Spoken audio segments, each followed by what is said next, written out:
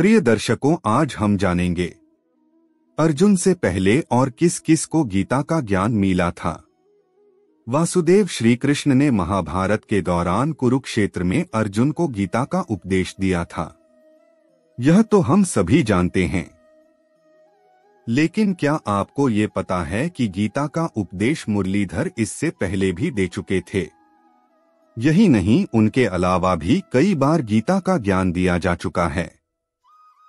तो आइए जानते हैं कि गीता के उपदेश का यह लाभ अर्जुन से पहले किसे मिला, साथ ही कब कब किसने और किसे गीता का यह ज्ञान दिया है। कथा के अनुसार जब भगवान श्री कृष्ण अर्जुन को गीता का उपदेश दे रहे हैं, तब उन्होंने ये भी बोला था कि ये उपदेश पहले वे सूर्यदेव को दे चुके हैं। तब अर्जुन ने आश्चर्य व्यक्त करते हुए कहा था कि सूर्यदेव तो प्राचीन देवता हैं, तो आप सूर्यदेव को ये उपदेश पहले कैसे दे सकते हैं। तब श्री कृष्ण ने अर्जुन से कहा था कि तुम्हारे और मेरे पहले बहुत से जन्म हो चुके हैं। तुम उन जन्मों के बारे में नहीं जानते, लेकिन मैं जानता हूँ। इस तरह गीता का ज्ञान सर्वप्रथम अर्जुन को नहीं बल्कि सूर्यदेव को प्राप्त हुआ था।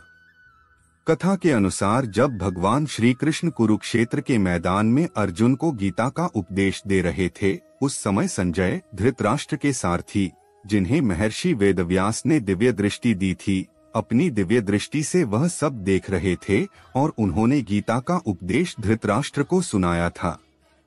कथा के अनुसार जब महर्षि वेदव्यास ने मन ही मन महाभारत की रचना की, तो बाद में उन्होंने सोचा कि इसे मैं अपने शिष्यों को कैसे पढ़ाऊं। महर्षि वेदव्यास के मन की बात जानकर स्वयं ब्रह्मा जी उनके पास आए। तब महर्षि ने उन्हें महाभारत ग्रंथ की रचना के बारे में बताया और कहा कि इस पृथ्वी पर इसे लिखने वाला कोई नहीं है।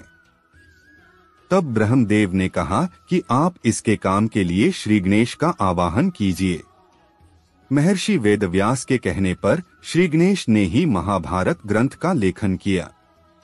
महर्षि वेदव्यास बोलते जाते थे और श्री गणेश लिखते जाते थे। इसी समय महर्षि वेदव्यास ने श्री गणेश को गीता का उपदेश दिया था। श्री गणेश के अलावा महर्षि वेदव्यास ने अपने शिष्यों वैशंपायन, जैमिनी, पैल सहित अन्य को महाभारत के गूढ़ रहस्य समझाए। इसी के तहत महर्षि वेदव्यास ने अपने शिष्यों को गीता का भी ज्ञान दिया।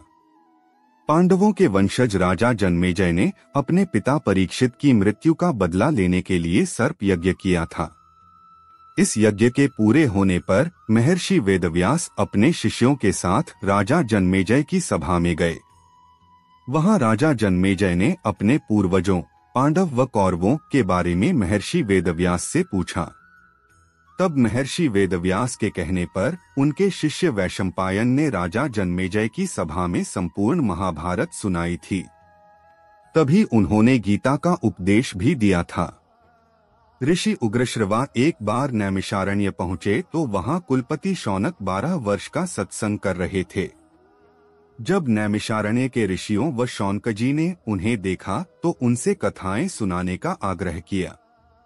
तब उग्रश्रवा ने कहा कि मैंने राजा जन्मेजय के दरबार में ऋषि वैशंपायन के मुख से महाभारत की विचित्र कथा सुनी है, वही मैं आप लोगों को सुनाता हूँ।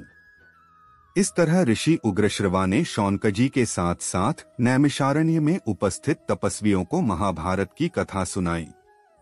तभी उन्होंने गीता का भी उपदेश दिया था।